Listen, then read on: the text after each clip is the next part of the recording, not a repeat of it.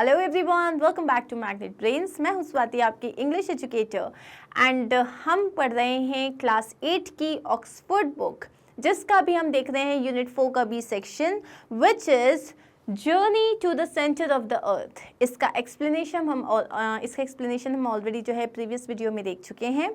पूरा इसका चैप्टर हम समझ चुके हैं, which was very interesting. I hope you liked it. And now in this particular video, we are going to start with a summary and the question answers. So let's begin. सबसे पहले हम summary देख लेते हैं इसकी. In Jules Verne's journey to the center of the earth, a geology professor, Otto Lidenbrock, and his nephew Axel discover and decode an ancient document by Arne Seknussemm, an alchemist and scholar from the 16th century. So ये जो पूरी जो joules varnas की जो story है, journey to the centre of the earth, इसमें क्या होता है, एक जियोलॉजी का प्रोफेसर होता है जिनका नाम होता है ऑटो लिडेनब्रॉक, और उनका एक नेफ्यू होता है जिसका नाम होता है एक्सेल लिडेनब्रॉक। ये दोनों जो हैं, इनको एक बहुत पुराना डॉक्यूमेंट मिलता है। ओके, ये जो डॉक्यूमेंट होता है ये लिखा हुआ होता है अर्न सेक्न्यूसेम ने ये डॉक्यूमेंट लिखा हुआ होता है। ये इस डॉक्यूमेंट को, जो एक बहुत पुराना डॉक्यूमेंट होता है, इसको डिकोड करते हैं, मतलब उसको समझने की कोशिश करते हैं। और ये अर्न सेक्न्यूसेम है कौन? ये एक एल्केमिस्ट है, एक स्कॉलर है 16th सेंचुरी का। ठीक है, अब ये एंशिएंट डॉक्यूमेंट क्या बताता है कि एक जो है डोरमेंट वोल्केनो है, मतलब एक वोल्केनो है जो अब जो है किसी भी तरीके से जो है एक्टिव नहीं है, उसमें एक सीक्रेट एंट्रेंस है to a series of caverns leading to a subterranean world at the earth centre. मतलब वो क्या बता रहा है, उस डॉक्यूमेंट में क्या लिखा हुआ है कि एक डोरमेंट वोल्केनो है जिसमें एक सीक्रेट एंट्रेंस है। ये सीक्रेट एंट्रेंस जो है ये बहुत ही ज़्यादा एक सीरीज ऑफ कैविन्स में जाती है, मतलब केव से होते हुए जाती है, जो अर्थ के नीचे एक सबटेरेनियन वर्ल्ड है at the centre of the earth. यहाँ जाता है वो खुफिया रास्ता। In the name of scientific discovery, together with Icelandic hunter Hans Bjelke. So क्या होता है, एक साइंटिफिक डिस्कवरी को करने के लिए जो लिडेनब्रॉक होता है और जो एक्सेल होता है, जो उनका नेफ्यू होता है, अलोंग विथ हैंस, जो कि एक आइसलैंडिक हंटर हैं, एक गाइड हैं, वो लोग कहाँ जाते हैं, इन सारे इंस्ट्रक्शंस को फॉलो करते हैं and undertake a hazards journey. और ये एक डिफ़िकल्ट सी, बहुत मुश्किलों भरी जर्नी को अंडरटेक करते हैं, मतलब स्टार्ट करते हैं deep with in the earth, और अर्थ के एकदम अंदर जाके, where they find creatures and plants from earlier epochs, मतलब जिनमें उनको प्री हिस्टोरिक टाइम के क्रिएचर्स मिलते हैं और प्लांट्स दिखते हैं। They find shells and bones of long extinct animals and also discover a human skull। अब ये जो है ये एक्चुअल नॉवल में लिखा हुआ था। Soon they come across a fossilized human, उनको एक fossilized human भी दिखता है। As they continue they spot a herd of mastodons। अब जब ये लोग आगे जाते हैं तो इनको बहुत सारे mastodons दिखते हैं, और फिर इनको एक giant man दिखता है जो इन बड़े बड़े mastodons को shepherd कर रहा था, मतलब इनको चरवा रहा था। They flee back to the shore, और इनको देखते इनको बहुत डर लग जाता है और वापस ये शोर की तरफ भागते हुए आते हैं। Where they find a marking indicating Arne Seknussem's path, और जहाँ जाके इनको एक मार्किंग दिखती है, जो मार्किंग किसने बनाई थी, खुद आर्न सेक्न्यूसेम ने बनाई थी। अब ये हमारा चैप्टर का समरी हुआ। ओके, अब आगे जो, अगर आप नॉवल पढ़ना चाहते हो तो आप नॉवल अगर पढ़ोगे तो उसमें आगे उनकी जर्नी कैसी रही वो आपको पता चलेगा, which is, trust me, very interesting. It is a must read book.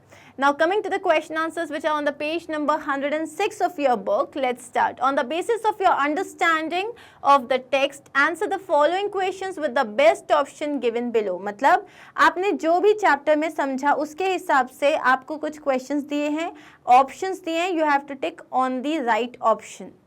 What does the statement, "My eyes were quite prepared for any number of surprises, my imagination lived in expectation of something new and wonderful," reveal about the narrator? जो first line थी, if you will start, जब आपका chapter start हुआ था तब ये paragraph में था कि मेरी आंखें जो है किसी भी तरीके के नए सरप्राइजेस, मिस्ट्रीज के लिए प्रिपेयर्ड हैं, और मैं जो हूँ माई इमेजिनेशन, मेरी जो इमेजिनेशन है इट लिव्ड इन एक्सपेक्टेशन, मेरी इमेजिनेशन जो है ये किस चीज़ के बारे में सोच रही है कि मुझे कुछ नया, full of surprise, full of mystery देखने को मिलेगा। इससे आपको नरेटर के बारे में क्या पता चलता है? क्या his adventurous temperament and desire to explore, मतलब वो बहुत ज़्यादा एडवेंचरस हैं और उनका जो डिज़ायर कर रहा है, मतलब बस वो बाहर फटना चाहता है। His greed to find the treasure and become famous, वो जो है खजाना ढूंढना चाहता है और फेमस होना चाहता है। His apprehensions about what the future had in store, उसको ऐसा लग रहा है कि पता नहीं फ्यूचर में क्या देखने को मिलेगा। His fatigue and consequent desire to end the journey, या वो बहुत थक गया है और अब उसको बस जर्नी एंड करनी है। तो इसका राइट आंसर क्या हो जाएगा गाइस?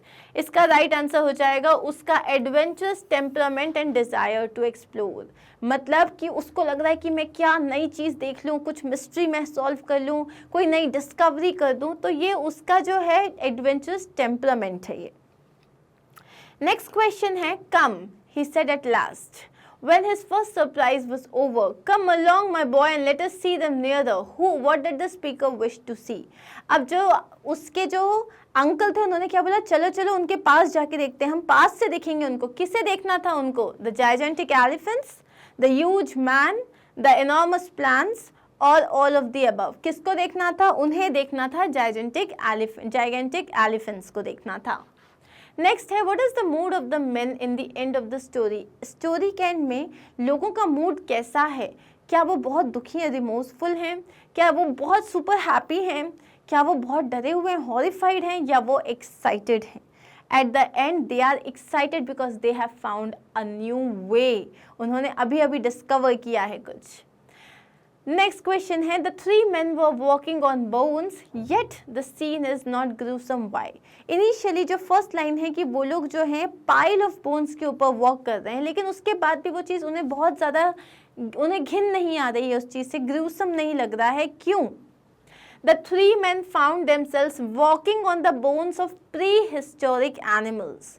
उन्होंने क्या नोटिस किया कि वो जो वॉक कर रहे हैं बोन्स के ऊपर, वो ह्यूमन बोन्स नहीं हैं, वो प्री हिस्टोरिक एनिमल्स की बोन्स हैं। The scene was not gruesome, और ये जो था इसमें उनको बहुत ज़्यादा एक बहुत ही डिस्गस्टिंग सी फीलिंग इसीलिए नहीं आ रही थी because the bones are extremely old and from animals and not humans, क्योंकि वो जो बोन्स थी वो बहुत पुरानी थी, दे वर एक्सट्रीमली ओल्ड, और वो ह्यूमंस की नहीं थी, वो एनिमल्स की थी, वो एनिमल्स की थी, ह्यूमंस की नहीं थी, इसलिए उन्हें अजीब नहीं लग रहा था। क्लियर?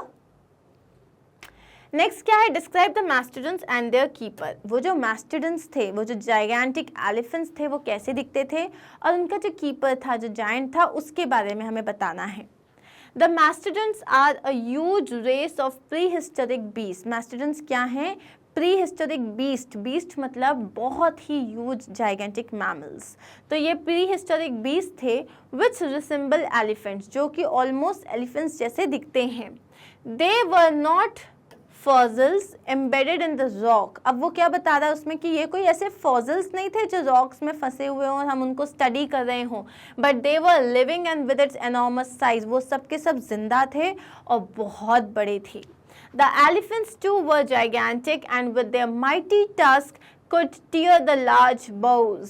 जितने भी एलिफेंट्स थे वो बहुत ज़्यादा जाइगेंटिक थे और उनके जो माइटी टस्क थे, जो इतने बड़े बड़े उनके जो टस्क थे, उससे वो एकदम लार्ज बोज मतलब बहुत बड़ी बड़ी झाड़ियों को भी उखाड़ देते थे।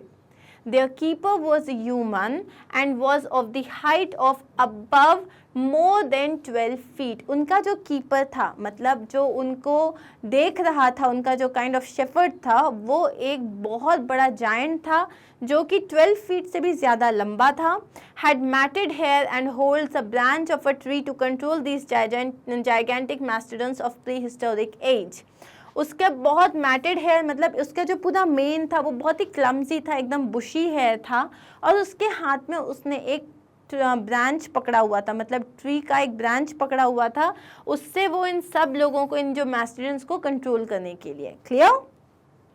Why do you think was the jagger left behind? Was it done on purpose? तुम्हें क्या लगता है वो जो डैगर था वो वहाँ कैसे छूट गया था, कैसे रह गया था, क्या ये पर्पसफुली किया गया था?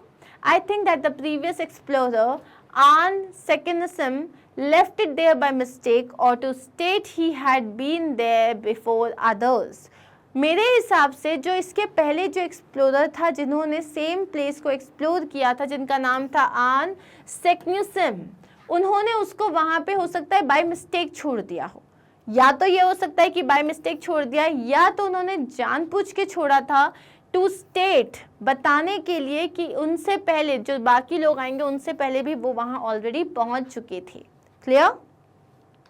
नेक्स्ट है there are 3 different terrains described in the story, how are these different from each other? मतलब 3 अलग अलग तरीके की ज़मीन के बारे में बात करी गई है, एकदम अलग अलग टेरेन है, तो यहाँ पे किस तरीके से वो एक दूसरे से अलग हैं, इसका आंसर समझ लेते हैं। In journey to the centre of the earth the explorers encounter different kinds of terrain as they travel. इस चैप्टर में जो ये हमारे जो एक्सप्लोरर्स हैं, जो हमारे साइंटिस्ट हैं, उन्हें बहुत अलग अलग तरीके के ट्रैवल करते टाइम टेरेन मिले हैं। They begin in the crater of a dormant volcano. सबसे पहले क्रेटर मतलब क्या होता है, जैसे अगर ये एक वोल्केनो है जो ऑलरेडी इरप्ट हो चुका है, ऊपर ना एक इस तरीके का एक पार्ट बन जाता है, इसे आप कहते हो क्रेटर। इसको क्या कहते हो आप? क्रेटर। तो उन्होंने क्रेटर से स्टार्ट किया, एक डोरमेंट वोल्केनो के क्रेटर से स्टार्ट किया, where they see 3 vents and must wait for the sun to show them the right one। जहाँ पे उनको 3 वेंट्स दिखते हैं, एक ऐसा और एक ऐसा, और उनको किसी एक को फॉलो करना है। दूसरा क्या होता है, then they enter into the world of dark tunnels before they find a cavern like a magnificent hall। अब वो जो है किसी एक वेंट को फॉलो करते हुए आगे बढ़ रहे हैं, तो ये एक डार्क टनल है जो कि एकदम मतलब फाइंड अ कैबिन, उसके बाद उनको जो है कैबिन मिलता है, केव मिलती है जहाँ पे बहुत ज़्यादा लाइट है। The group also encounters a vast underground sea, और उनको जो है नीचे एक बहुत बड़ा सी भी मिलता है, जहाँ पे प्लस एक ऐसा एरिया जहाँ पे फॉसिल्स हैं और बहुत सारे लिविंग क्रिएचर्स हैं। तो ये अलग अलग टेरेन जो है इन्होंने देखे। सबसे पहले क्रेटर देखा, फिर एक बहुत बड़ा जो है उन्होंने वेंट्स देखे, वोल्केनो के जो वेंट्स होते हैं, उसके बाद उन्होंने केव्स देखी, प्लस एक सी देखा, और लास्ट में उन्होंने एक ऐसी प्लेस देखी जहाँ पे बहुत सारे लिविंग ऑर्गेनिजम्स थे, लिविंग क्रिएचर्स थे। What was the most important discovery in the story? Why do you think so? इस पूरे चैप्टर में सबसे इम्पॉर्टेंट डिस्कवरी क्या थी? The most important discovery was the existence of the pre historic creatures, कि मास्टोडन्स आज भी हैं, वो जायंट आज भी है। ये एक बहुत बड़ी जो है डिस्कवरी थी। प्री हिस्टोरिक क्रिएचर्स की जो है ये जो डिस्कवरी थी ये बहुत बड़ी थी। Man and flora and fauna which was beyond expectations. The most important discovery was क्या थी? Existence of pre historic creatures, man, flora and fauna. Flora and fauna मतलब पेड़ पौधे और एनिमल्स, जो कि एक्सपेक्टेशन से बिल्कुल बियॉन्ड था, जो किसी को एक्सपेक्टेड ही नहीं था कि प्री हिस्टोरिक क्रिएचर्स आज भी एग्जिस्ट कर सकते हैं, that too without any connection with the real people और विदाउट सनलाइट। वो कैसे जो है वो आप जो है जी पा रहे हैं।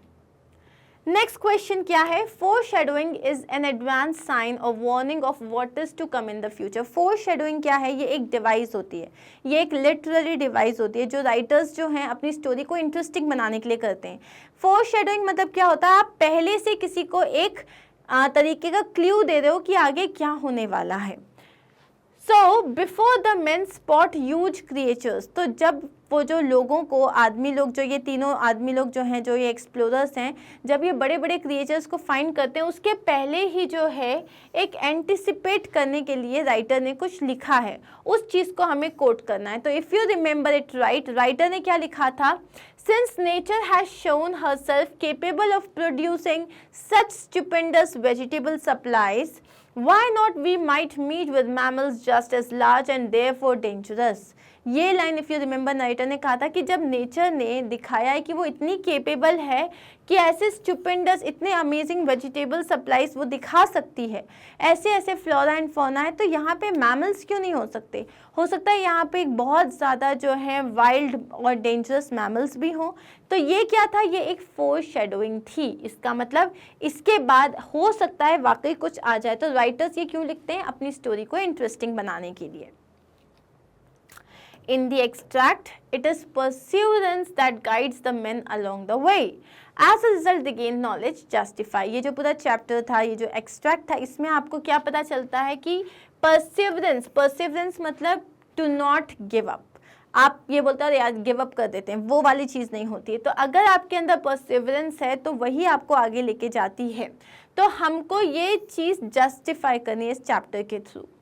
Perseverance means persisting in doing something despite difficulty or delay in achieving success. सबसे पहले हमने बताया perseverance होता क्या है कि persistence in doing something, मतलब लगे ही हुए हो, चाहे उसमें कितनी भी मुश्किलें आ जाएं या सक्सेस को अचीव करने में टाइम लगे, फिर भी आप अगर उसमें लगे हुए हो, उसी को कहते हैं perseverance.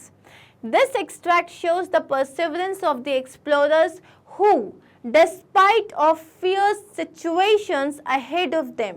ये एक्सट्रैक्ट क्या बताता है? हमें उन एक्सप्लोरर्स का परसिवरेंस बताता है। मतलब जो 3 आदमी गए थे उनके परसिवरेंस के बारे में बताता है कि बहुत कठिन सिचुएशंस आई, बहुत फियर्स सिचुएशंस आई, उसके बावजूद, डिस्पाइट का मतलब क्या होता है? बावजूद, they just moved ahead. They did not give up and keep going on towards their goal. वो एक बार भी उन्होंने गिव अप नहीं किया और वो अपने गोल की तरफ जाते रहे. Their perseverance facilitates them to gain knowledge and uncover many truth. और ये उनका perseverance ही था जिन्होंने उनसे फैसिलिटेट किया ताकि वो नॉलेज गेन कर सकें और जो है बहुत सारी सच्चाई के ऊपर से पर्दा हटा सकें. क्लियर? मतलब यहाँ पे हमें ये बता दें कि उनकी लाइफ में बहुत इश्यूज आए, उनकी जर्नी में बहुत इश्यूज आए, लेकिन कहीं उन्होंने गिव अप नहीं किया. They were curious, they were interested and they had the perseverance inside them कि नहीं, अगर हमने कोई चीज़ सोची है, हमारा एक गोल है, तो हमें उसे अचीव करना है. The lesson you just read is a piece of fiction, but it also has some scientific truths. What are these? अब इस चैप्टर में ऑब्वियसली फिक्शन था, इमेजिनरी था, लेकिन इसके अलावा इसमें कुछ साइंटिफिक ट्रुथ्स थे. वो कौन कौन से थे? पहला था स्ट्रक्चर ऑफ द अर्थ, कि यस जो हमारा स्ट्रक्चर होता है अर्थ का, theories that the earth was hollow was bandied about in Europe in the 19th century. Around 19th century ऐसा कहा जाता था कि जो अर्थ है वो अंदर से hollow है, खाली है. And there was also public interest in the growing sciences of geology, paleontology and evolution at that time. और उसी टाइम पे जो था लोगों का इंटरेस्ट था जियोलॉजी में, उन्हें अर्थ के बारे में पढ़ना था. पैलेंटियोलॉजी मतलब जो फॉसिल्स के बारे में होते हैं उन्हें उसके बारे में पढ़ना था, और टाइम की इवैल्यूएशन के बारे में पढ़ना था. दूसरा था मैस्टोडोन्स. तो यस एक्चुअली ये जो मैसिव क्रिएचर्स होते हैं ये नॉर्थ अमेरिका में पाए जाते थे ऑलमोस्ट 3.75 मिलियन से 11,000 साल पहले, और जिसको बोलते हैं प्लेस्टोसीन एरिया, उस टाइम पे वाकई ये पाए जाते थे. तो ये दो जो चीज़ें हैं ये साइंटिफिक फैक्ट्स हैं जो उन्होंने अपनी फिक्शन स्टोरी में यूज़ किए. एक तो मैस्टोडोन्स के बारे में, एक स्ट्रक्चर ऑफ द अर्थ के बारे में. अब आते हैं हम वोकैबुलरी पार्ट में. तो यहाँ पे आपको क्या दिया हुआ है? यहाँ पे कुछ वर्ड्स हैं, उन वर्ड्स के आपको एंटोनिम्स निकालने हैं, मतलब ऑपोजिट वर्ड्स निकालने. तो देखते हैं. What other marvels did this great cavern contain? What other wondrous treasures for the scientific man? अब यहाँ पे wondrous का मतलब क्या होगा? मतलब और कौन से एक साइंटिफिक मैन के लिए और कौन से wondrous treasures होंगे? So wondrous का मतलब होगा unusual, मतलब ऑपोजिट देखना है हमें. तो अनयूजुअल, एग्जॉटिक, इनक्रेडिबल और मंडेन. अब देखो अनयूजुअल का मतलब होता है जो एकदम अलग हो, एग्जॉटिक मतलब एकदम इंटरेस्टिंग सा, अलग सा, वाव सा. इनक्रेडिबल भी वही होता है, लेकिन मंडेन का मतलब होता है बोरिंग, एक्सट्रीमली बोरिंग. तो इसका आंसर क्या हो जाएगा? मंडेन. नेक्स्ट है हमारे पास the imprudent and enthusiastic professor who did not care whether he lost himself or not hurried me forward. Imprudent का मतलब हमने समझा था someone who is carefree, एकदम केयरलेस है कि उसको अपनी कोई चिंता नहीं अपनी जान की, उसके लिए बस उसका गोल इम्पोर्टेंट है. तो इसका ऑपोजिट क्या होगा? इम्पल्सिव मतलब जो एकदम फटाफट डिसीजन ले लेता है, ये नहीं हो सकता। जुडिशियस मतलब जो हर चीज़ बहुत सोच सोच के करता है। रेकलेस मतलब जो केयरफ्री हो, ये नहीं हो सकता। वाइस मतलब जो समझदार हो। तो हमारा आंसर क्या हो जाएगा? जुडिशियस नहीं होगा, वाइस हो जाएगा हमारा आंसर। नेक्स्ट है the rocks, the distant mountains, some confused masses of far-off forests assumed a weird and mysterious aspect under this equal distribution of the luminous fluid. Luminous मतलब जिसमें से चमक रहा होता है, जो शाइनी होता है। अब shapeless, radiant, lackluster and sluggish. अब लस्टर का मतलब चमक होता है, लैक का मतलब होता है जिसमें चमक नहीं हो, तो इसका बहुत सिंपल सा आंसर है लैकलस्टर। ठीक है। All shade was lost in one uniform tint of a brown and faded character. The leaves were wholly devoid of green and the flowers.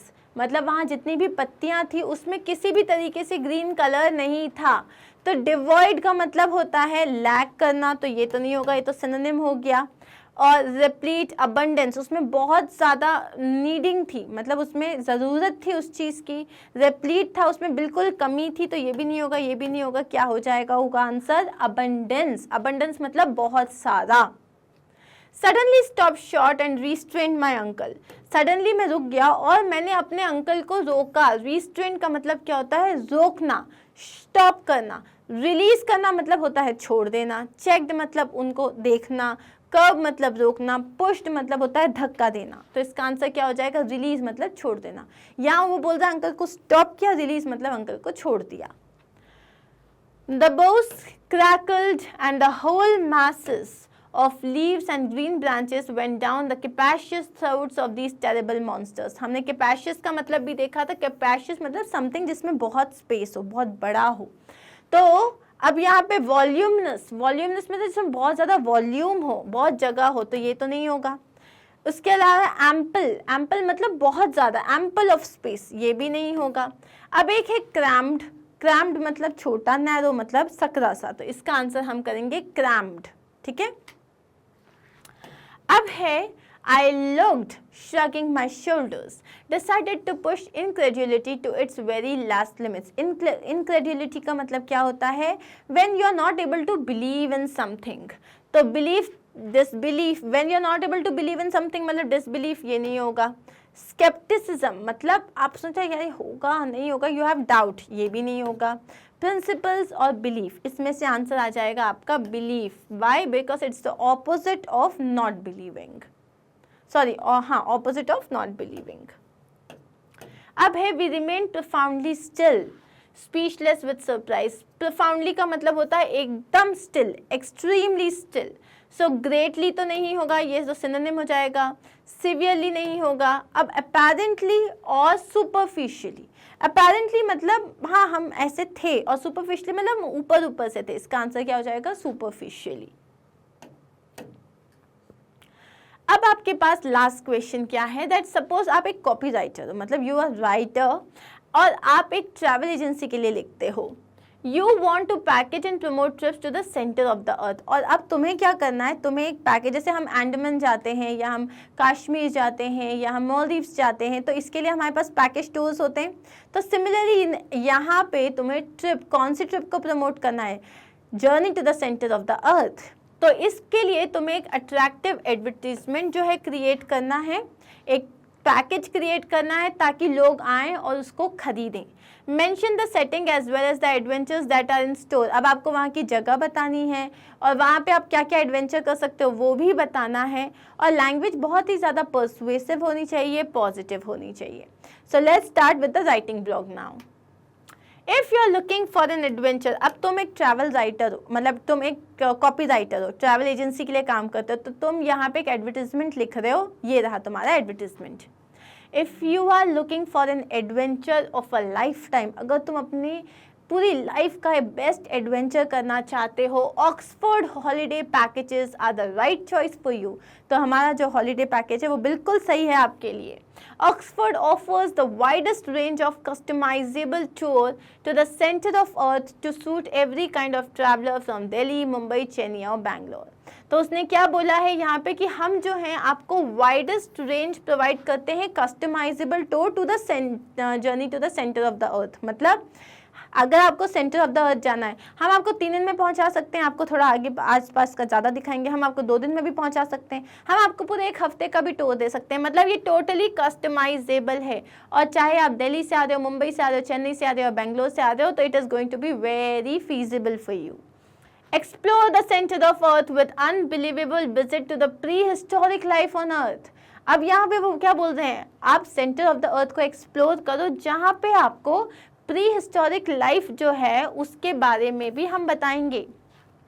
Be prepared to see some monstrous creatures along with the prehistoric man। मतलब आपको कुछ prehistoric man के साथ monstrous creatures भी देख सकते हैं। So be prepared।